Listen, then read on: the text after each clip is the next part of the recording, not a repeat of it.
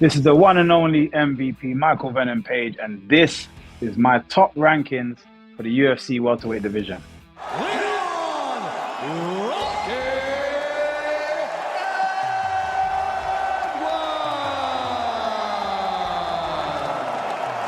Yeah, and obviously, my guy Leon Edwards has the belt and is supposed to be at the top for very good reason. I think solid striking, very basic, but doesn't waste too many shots. You know, he's very specific in how he, when he throws, what he throws, and it's very damaging. It's very good. There's a lot of weight to a lot of his shots. Kind of it reminds me of like a Gervonta Davis in boxing. Doesn't really throw too much, but when he throws, they can be quite devastating.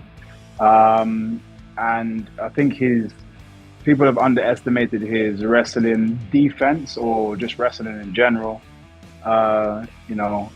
He's had to fight some some hardcore wrestlers in his time, and he's coped with them very, very well. And also even in his last fight against the first fight against Usman, he took him down, which again I don't think anybody even expected. So he's showing so many different areas of his game, and you can tell how competent he is, and like I said, rightly so, at the top.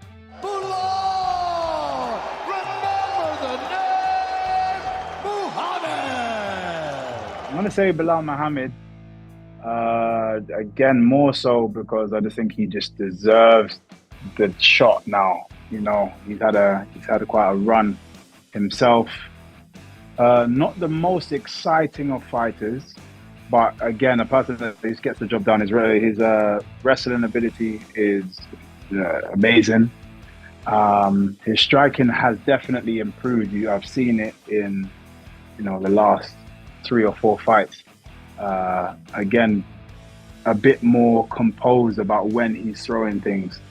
And yeah, I'd actually just like to see him, attempt at the title fight. But all around, you can tell he's a very strong person. Like he's got his core, he's got a big core. If he grabs you, it's going to be a problem. He's got that strength, and I've seen in a lot of his fights, he's got that kind of power. I think, if his striking improves, it's gonna make him that much more dangerous. But for right now, yeah, definitely rightly number 2. Gilbert Burns. Gilbert Burns next. It's interesting because I just think he's always been a top quality, a top level fighter. I just think he's slowly coming back now of recent. He just seems to have found his second win in his career, and it seems to be, it's all heading for the top. He's, exceptional on the floor. He's definitely tough. We saw that in him and Khamzat's fight. That fight was epic. It's weird because I find he's quite short for the division, but that also shows you the type of power and strength that he carries to carry in a division where I actually think he'd probably be better suited at lightweight. But like I said, he shows you his strength at that weight. So, and he's probably just comfortable making the weight as well. So it's not a stress.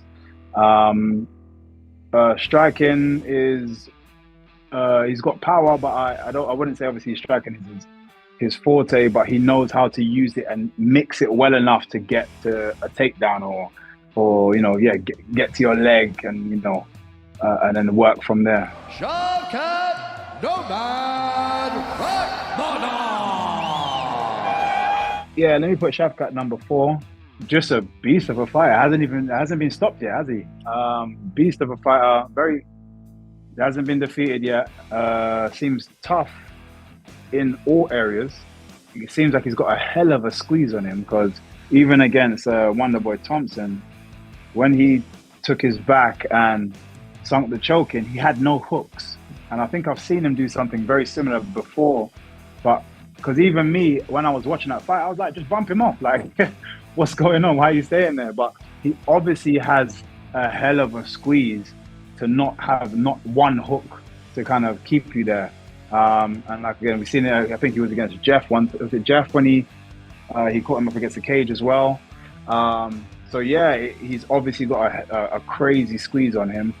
Striking, I think, it's good. I wouldn't rate it as the highest. It's good, but I think what allows him to get away with some of the stuff he gets away with is how tough he is. He seems to have a crazy chin on him because he takes a lot of damage, which for me, in terms of my style, I don't like. But because he's tough enough to take the shot, ride the shot, and land his shots in return, it's a dangerous fighter to kind of to be up against. So yeah, definitely, I'd say him. And then him and Gilbert Burns, I'd say very close, to be fair. So either one of them could be in any direction, 3 or 4. Kamaru, the Nigerian Nightmare, Usman. Kamaru Usman next. I think he's slightly on a decline. I just don't know if it's just a bad run of form for since losing the belt. And I don't know what that is. It seems to be a common thing when people lose the belt. I don't know if it's a mental thing, but it is a big struggle for people to U-turn and come back. And I've seen it in so many divisions. I'm not going to mention names, but you see it in so many divisions when people have lost the belt and then, they just go on a bit of a bad run. And it's difficult for them to mentally get themselves back to the top. But he is still an unbelievably talented fighter. So grappling wise, again, a person I think takes a bit too many shots when pressing, but he's got a chin on him, and obviously got that real Nigerian power, man. That's why the green there is suited. The green on the thing is suited for him. So yeah, I'll have him as number 5. Colby, Chaos Covington. So Colby, I have no. Colby, I have no respect for. You can just erase him. So yeah, Colby doesn't get placed in my eyes. I'm what it is as well.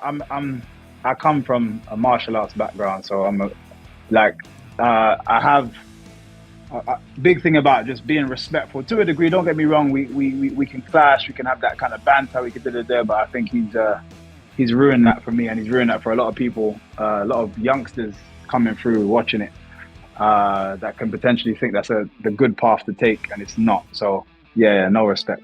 I know, like I said, the only reason I haven't put Khamzat in is because I feel like that's more of a super fight than it is him actually being in the division anymore. Guys, UFC 299, we're about to steal the show. We're about to be the show of the year, and your boy is about to be the top fighter on that show.